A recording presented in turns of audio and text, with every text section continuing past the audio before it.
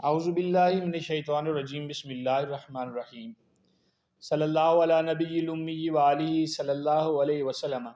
صلاۃ و سلاما علیک یا رسول اللہ قلت حیلتی انت وسیلتی ادرکنی یا سیدی یا رسول اللہ صلی اللہ علیہ وآلہ وسلم۔ درود سگا صاحب نے سنا، میں نے پڑھا، اللہ پاک صاحب کو پڑھنے اور سننے کی توفیق دے۔ آپ دیکھ رہے ہیں میرے یوٹیوب چینل اور میں ہوں آپ کا میزبان ملک شکیل احمد اعوان۔ جہاں پاکستان میں الیکشن کی گہما گہمی ہے، بلکہ آدھی دنیا میں الیکشن ہو رہے ہیں، اس پہ ایک الگ سے ہم اس موضوع پہ بات کریں گے۔ وہاں غزہ میں ہمارے بھائیوں پہ، مسلمان بھائیوں بہن بھائیوں پہ، بچوں پہ، بوڑھوں پہ، مریضوں پہ اسرائیلی صہیونی طاقتیں جو ہیں وہ ظلم و بربریت کے جو ہے وہ پہاڑ گرا رہی ہیں۔ یہ ہر بندہ جانتا ہے اور ہر ذی شعور یہ سمجھتا ہے، جس کا یقین کلمہ طیبہ پہ ہے، لا الہ الا اللہ محمد رسول اللہ صلی اللہ علیہ وآلہ وسلم پہ جو یقین رکھتا ہے، وہ اس بات پہ بھی یقین رکھتا ہے کہ مسلمانوں کا ایکا ہونا بہت ضروری ہے۔ جب تک مسلمان ایک نہیں ہوں گے تب تک ایک ایک کر کے جو ہمارے اس سرزمین پہ، یعنی کہ اس دھرتی پہ جتنے ممالک ہیں، مسلمانوں کے ایک ایک کر کے وہ ظلم و ستم کا نشانہ بنتے رہیں گے۔ عراق ہمارے سامنے ہے، شام میں جو کچھ ہوا ہمارے سامنے ہے، افغانستان میں جو کچھ ہوتا رہا ہمارے سامنے ہے، اور یہ دراندازی اور جو دوسرے دہشت گردی کے معاملات ہیں، یہ تقریباً ہر ملک کے ساتھ معاملات چل رہے ہیں۔ کہیں پہ مسلمان کسی کا علاقار بنے ہوئے ہیں تو کہیں مسلمان آپس میں بھی گتھم گتھا ہو جاتے ہیں، اور کہیں پہ جو غیر اسلامی قوتیں ہیں وہ مسلمانوں کو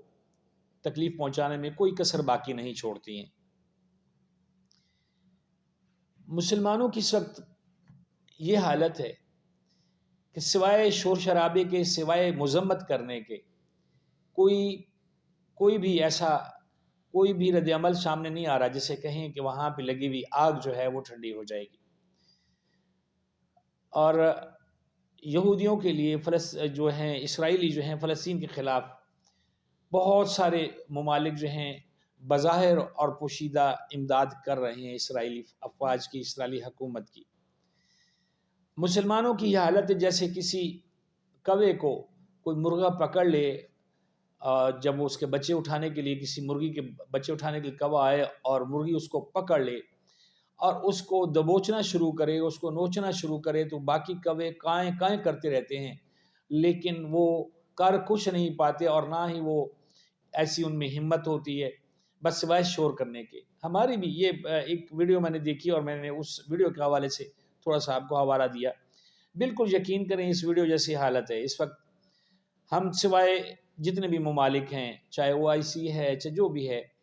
ہمارے جتنے مسلم ممالک ہیں جو سربراہان ہیں، سوائے مذمت کے، ہماری دینی جماعتوں کے رہنما جو ہیں وہ سوائے مذمت کے کچھ بھی نہیں کر رہے ہیں۔ ہونا تو یہ چاہیے کہ سارے اسلامی ممالک ساتھ جوڑ کے بیٹھیں اور اس مسئلے کا ایک پائیدار حل دیکھا جائے، کیونکہ یہ آج کی بات نہیں ہے، یہ تو صدیوں سے ایسے ہی چلا آ رہا ہے، 100 سال سے زیادہ ہو گئے ان معاملات کو، لیکن ابھی تک اس کا کوئی، اور 1948 سے تو بالکل جو ہے یہ معاملہ بہت پیچیدہ ہے، پھر کہیں پہ آگے کچھ سکون ہوتا ہے اور پھر وہی معاملات شروع ہو جاتے ہیں۔